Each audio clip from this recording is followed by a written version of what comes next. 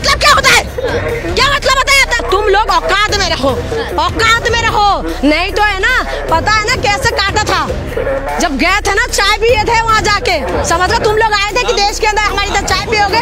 तुम लोग के औकात नहीं है। हमारी आर्मी ना, पता है ना आर्मी क्या है? ठीक है, सीने में गोली खाते हैं और लोहे का है ना चने चबाते हैं हमारी आर्मी, समझ गए? और इन लोगों को ना 2 मिनट में भी नहीं लगेगा इनको उड़ाने में।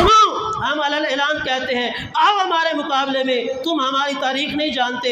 हमारी तारीख के अंदर खालिद बिन वलीद का नाम मिलेगा, हमारी तारीख के अंदर तुम्हें मोहम्मद बिन कासिम का नाम मिलेगा, हमारी तारीख के अंदर तुम्हें सलाहुद्दीन अयूबी का नाम मिलेगा, हमारी तारीख के अंदर तुम्हें अपना शिहाबुद्दीन गौरी का नाम मिलेगा, हमारी तारीख में तुम्हें यूसुफ बिन ताशफीन का नाम मिलेगा, नूरुद्दीन जंगी का नाम मिलेगा, टीपू सुल्तान का नाम मिलेगा। बताओ तो सही, तुम्हारी तारीख में है क्या?